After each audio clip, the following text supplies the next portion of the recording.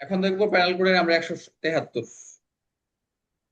এই যে আপনি সমন বা নোটিশ বা আদেশ, এই সমন বা নোটিশ প্রদানের প্রকাশে বাধা, প্রকাশ্যে যদি কেউ আপনাকে বাধা দেয়, তাহলে এই ধারা থেকে আমরা যেটা ব্যাখ্যায় মূল ব্যাখ্যায় পাবো সেটা হচ্ছে, যদি কোনো ব্যক্তি ইচ্ছাকৃতভাবে উইলিংলি, অর্থাৎ নিজের নিজের উপর অন্য কোনো ব্যক্তির উপর যখন সমন নোটিশ আদেশ জারি হওয়া থেকে বাধা দেয়, তিনটা সমন নোটিশ আদেশ, অথবা আইন অনুযায়ী কোনো স্থানে সমন নোটিশ আদেশ টানানো ফিক্স করা হয়, বাধা দেয়। আপনি গেছেন যে তাকে পাচ্ছেন না, আমরা সমন জারির যে কার্যক্রমগুলো রয়েছে 68 থেকে একদম 74 পর্যন্ত আমরা পড়বো, কার্যবিধি অলরেডি চলমান। ওখানে দেখবো সমন জারির যে পদ্ধতিগুলো আছে আমরা এগুলো পড়বো। তো এই সমনের কথাই বলছে। আইন অনুযায়ী টানানো সমন নোটিশ বা আদেশ খুলে ফেলে বা সরিয়ে দেয়।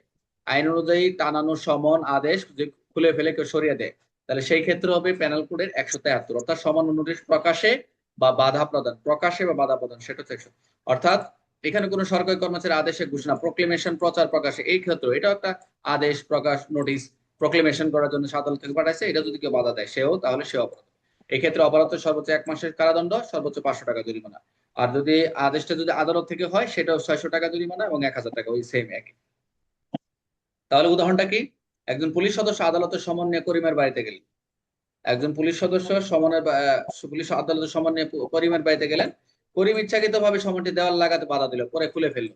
এটা হচ্ছে প্যানেল কোডের 173 অনুযায়ী অপরাধ। ক্লিয়ার? সমন বা নোটিশ প্রদান বাধা দিলে কত আমরা দেখলাম 173। 173 অনুযায়ী সর্বোচ্চ কারাদণ্ড কত দেখলাম আমরা? 1 মাস। আর আদালতে হাজিরা সংক্রান্ত সর্বোচ্চ করে দেখলাম সেটা হচ্ছে 6 মাস। আইন অনুযায়ী টানানোর সমন খুলে ফেললে কোন ধারায় অপরাধ হবে? 173। আর 173 সর্বোচ্চ জরিমানা কত দেখলাম আমরা? 500 টাকা।